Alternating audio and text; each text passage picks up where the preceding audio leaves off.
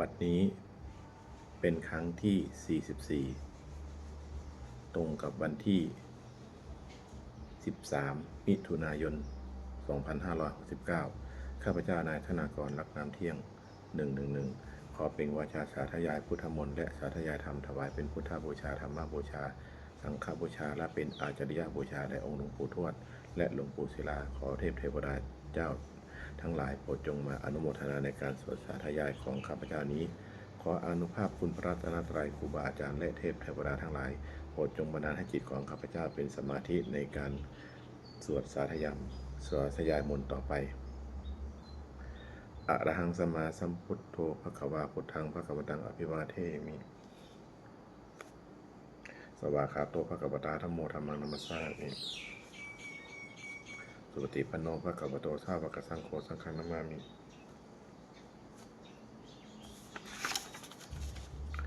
บทสวดชุมนุมเทวดา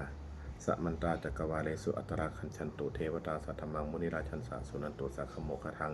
สักเคกาเมจโรเปคิริสิคราตเตจันตาลิเควิมาเนติเปรตเตจคาเมตลุวนาคาหาเนเคหาวัตตุมิเคเตภูมิมาจายันตุเทวาจาราถาลวิสเมยขาคันทพนาคาปิทันตาสันติเกยังมุนิวรจนังสาธโวเมสุนันตุธรรมสวนาคาโลอายัมปทันตาธรรมสวนาคาโลอายัมปทันตาธรรมสวนาคาโลอายัมปทันตาบทสวดธรรมการสิทธิคาถานะโมตัสสะภะคะวะโตอะระหะโตสัมมาสัมพุทธัสสะนะโมตัสสะภะคะวะโตอะระหะโตสัมมาสัมพุทธัสสะนะโมตัสสะภะคะวะโตอะระหะโตสัมมาสัมพุทธัสสะบทสวดสัจจกิริยาคาถานัตติเมสรนังอัญญังพุทโธเมสรนังวรังเอเตนะสัจวัชเชนะโสทิเมหันตุสัพพทานัตติเมสรนังอัญญังธัมโมเมสรนังวรังเอเตนะสัจวัชเชนะโสทิเมหันตุสัพพทานัตติเมสรนังอัญญังสังโฆเมสรนังวรังเอเตนะสัจวัชเชนะโสทิเมหันตุสัพพทาบทสวดมหาสมัยสูตรเอวเมสุตังเอกังสมยังภควาสเกสุวิหารติกับปริวัตุสามิมหาวเนมหาตาภิกขุสังเคนะสัจจิงปัญจมเทหิภิกขุสเตหิสัพเพเหวะอรหันเตหิทัสสหิจโลกธาตุหิเทวดาเยปุเยนะสันนิปริปดาหนติภควันตังทัศนายาภิกขุสังคัญจาอัตโกจตุนังสุทาวาสกายิกานังเทวานังเอตาระโหสีอายังโคภควาสเกสุวิหารติกับปริวัตุสามิมหาวเนมหาตาภิกขุสังเคนะสัจจิงปัญจมเทหิภิกขุสเตหิสัพเพเหวะอรหันเตหิทัสสหิจโลกธาตุหิเทวดาเยปุเยนะสันนิปริปดาหนติภควันตังทัศนายาภิกขุสังคัญจายานุนะมยัมปิเยนะภควาเตนะปสังกะเมยามะอุปสังกมิตวะภควโตสันติเกปัญเจกคาถาภาเสยามาติอัตโคตาเทวตาเสยะทาปีนามาพลวาปุริโสสมัจจิตังวาภาหังภาษาเลยยะภาษาลิตังวาภาหังสมิชยะเอวามีวสุทาวาเสสุเทเวสุอันตรหิตาภควโตโพธโตปาตุระหังสุอัตโคตาเทวตาภควันตังอภิวาเทตวาเอกามันตังอัทังสุเอกามันตังทิตาโคเอกาเทวตาภควโตสันติเกอิมังคารังอภาสิมหาสมัยโยปวนัสมิงเทวกายาสมาคตาอาคาตมหาอิมังธรรมสมยังตะคิดาเยวะอปราจิตสังคันติ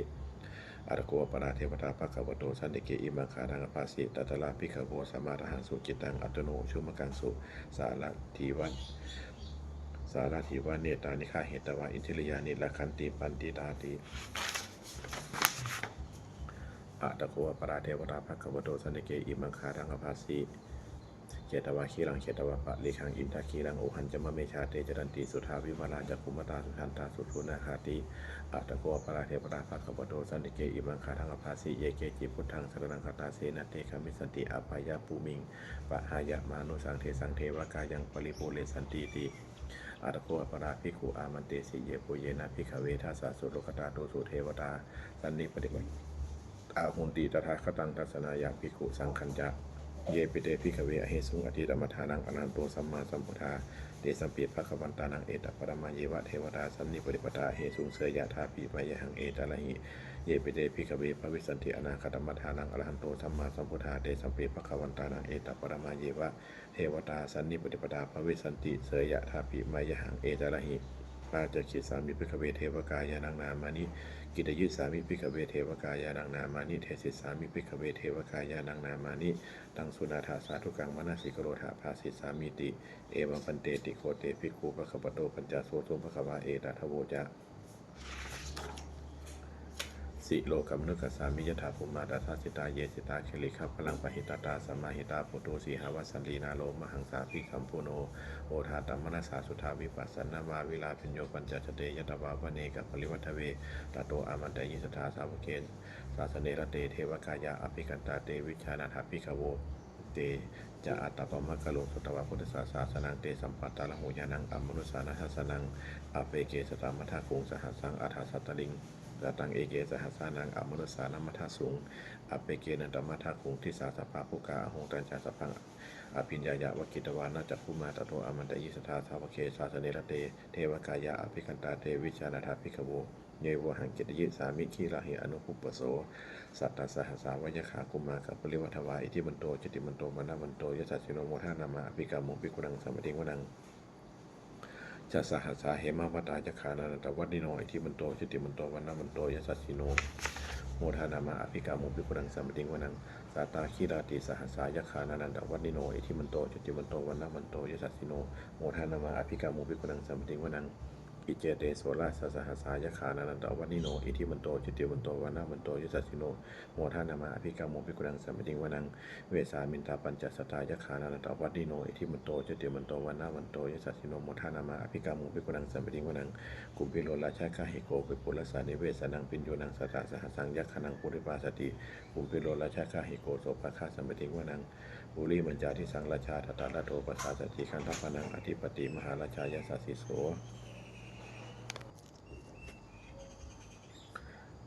ปุตตาปิตาสาพะหะโวอินทนามามหาภาลาอิทิมันโตจิติมันโตวันับมันโตยสัสสิโนโมทานามาอภิกามุปิกุนังสัมปติงวนังทักขินัญจาที่สังราชาวิรุฬโหตปัสสาสติคุมพันธานังอธิปติมหาราชายาสัสสิโสปุตตาปิตาสาพะหะโวอินทนามามหาภาลา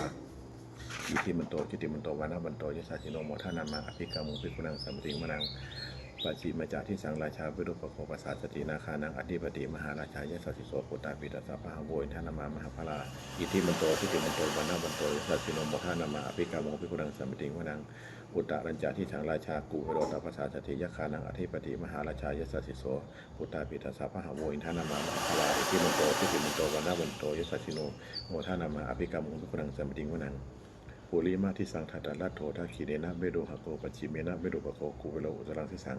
จัตตารโรเตมหาราชาสมันตาจัตุโรทิสาทันลัมมานังอรังสุวณีกับปริวัทเวเทสังมายาวิโรธาสาอาภูญจานิกาสถามายาภูเวนทุเวรทุวิปูจาวิโตสหจันทโนกามเสโทจากินนุมันทุนิมันทุจะปานาโทโอปมัญโยจาเทวสุโตจะมาตริจิตตเสโนจะคันทัพโพนโรราชาชโนสโพอาคูปัญจสิโกเจวัตติมพาลุสุริยวัชสาเอเทจันเยจราชาโนคันธปาสหราจุพีโมทานามาอภิกรรมุปิกุนังสัมปติงวนังอาถาคูนาสภานาคาเวสาราสหตัญจกากัมพัสตระอาคูปยคาสหญาติพิยามุนาทัตตราชาจาอาคูนาคายสัสสิโนเอลวโนมหานาโคโสปะคะสัมปติงวนังเยนาคาลาเจสาสาหรันติทิพาทิชาปคีวิสุทธจักคูเวหายสาเตวนามัชปัตตาจิตราสุปนาเอติเตสานามังอาภยนทานาคาราชานามาสีสุปนาโตเขมมะคาสิพุทโธสันหะหิวาจาหิอุปวะหยันตานาคาสุปนาสระมะกังสุพุทธังขีตาวชิรังเทนะสามุทังอสุราสิตาภาตโลวัตวัชเตอิทิมันโตยสัสสิโนกาลกัญจามหาภิสมาอสุราธานาเวทัสสาเวปาจิตติสุจิติจาปหาราโทนมุติสหสัตตัญจาภริปุตตานังสเพเบโรนมามกาสันนหิตวาภลิงเสนาลาหุปธรรมุปาขมุงสมโยธานิปันทันเตปิกุนังสัมปติงวนังอาโปจาเทวาปฐวีจาเทโชวายโยตถาขมุงวารุณาวารุณาเทวาสมโมจยสาสหะเมตตากรุณากายกาอาภูเทวายสัสสิโนทัสเสเตทัสหากายาสเพนานันตวัติโนอิทิมันโตจิตติมันโตวันามันโตยสัสสิโนโมทานามาภิกขามุภิกุนังสัมปติงวนังเวทูจาเทวาสาลีจาอสมาจัตุเวยมาจันทสุปุริสาเทวาจันทมากุปุระคิตาสุริยสุปุริสาเทวาสุริยมากุปุระคิตานักขัตตานิปุระคิตวาอาภูมันทวาลหกาปัสสุนังวัตโตเสโทสโกปะคาปุรินทโททัสเสเตทัสหากายาสเพนานันตวัติโนอิทิมันโตจิตติมันโตวันามันโตยสัสสิโนโมทานามาภิกขามุภิกุนังสัมปติงวนังอาถาคูสาภูเทวาจลมัคคิสาเลวะอริยกาจะโลชาจะอุมาบุภานิพาเสโนวารุณาสหธรรมาจะอจุตาจะเนสกาสุริยะลุจิลาอาคูสัพพเนสิโนทัสเสเตทัสหากายาสเพนานันตวัติโนอิทิมันโตจิตติมันโตวันามันโตยสัสสิโนโมทานามาภิกขามุภิกุนังสัมปติงวนังสามนามหาสมนามนุสามนุสุตมาทิขาปทุสิกาอาคูมโนปทุสิกาอาถาคูหรโยเทวาเยจโลหิตวาสิโนปาราคามหาปาราคาอาคูเทวายสัสสิโนทัสเสเตทัสหากายาสเพนานันตวัติโนอิทิมันโตจิตติมันโตวันามันโตยสัสสิโนโมทานามาภิกขามุภิกุนังสัมปติงวนัง สุกาการุมหาอรุณาอากูเวคานาสาสหโอทาตะไคยหาปาโมขาอากูเทวาวิจคณาสัทธามัตตาหาลักชามิสกาจยสัสสิโนท่านยังอาคาปชโนโยทิสาภิวัตติท่าเสเทท่าจทากายาสเพนานันตวัตนิโนอิทิมันโตจุติมันโตวันนามันโตยสัสสิโนโมทานามาอภิกามโมภิกุนังสัมปติงวนังเขมิยาตุจิตายามาคัทกาจยสัสสิโนลัมพิตกาลามาเสธาโชตินามาจะอาสวานิมานรตีโนอาคูอาทาคูปรริมิตาท่าเสเทท่าทากายาสเพนานันตวัตนิโนอิทิมันโตจุติมันโตวันนามันโตยสัสสิโนโมทานามาอภิกามโมภิกุนังสัมปติงวนังท่าเสเทเทวานิกายาสเพนานันตวัตนิโนนามันวะเยนะอาคันสุญเยจันเยสัทธิสาสหะปะพุทธจาติมาคีลังโอคาตินามานาสวังทะเกโคตลังนาคังจันทังวะอสิตาสิตังสุพัมปรมัตโตจากปุตตาเอธิมัตโตสหสันนังกุมารโนติโสจากโสภาคาสมัติงวนังสหัสภามาโลกานังมหาภามาทิฏฐิทัตติอุปปโนชุติมันโตพิสมากายโยยสัสสิโสทัสเสถาอิสราคูปัญเจกสวัตติโนเตสัญจมัชโตอาคาหาลิโตปริวาลิโตเตจัสสเพอภิกันเตสินเจเวสพัมมะเกมานะเสนาอภิคามิปัสสะกันนะสามัติยังเอถาคันนะหัตถะพันธทาลาเขนะพันธมุทโวสัมมันตาปริวาเลถามาโวมุจิโกจินังอิทิตถามหาเสโนกันนะเสนังอเพสยิวานินาตละมาหันจาสลังกัตวานะเพระวังยถาปวุสุโกเมโคทานายันโตสัพพุจิโกตถาโสปจิทาวัตติสัมพุทโธอาชยังวเสตัญจสัพพังอภิญญายาวคิตวานะจักกุมาตโตอมันตยิสัทธาสาวเกศาสเนรเตมาราเสนาอภิกันตาเตวิชานาถาภิกขโวเดจาอัตตปะมะกรงสุตวาพุทธศาสนาวีตาลาเคหิปะกามุงเนสังลมะเปอิจยุงสเพวิชิตาสังขามาพยาติตายสัสสิโนโมทันติสหโพเตหิสาวกาเตชเนสุตาดีบทสวดบูชาหลวงปู่ทวดนะโมโพธิสัตโตอาคันติมายะอิติปะคะวานะโมโพธิสัตโตอาคันติมายะอิติปะคะวานะโมโพธิสัตโตอาคันติมายะอิติปะคะวา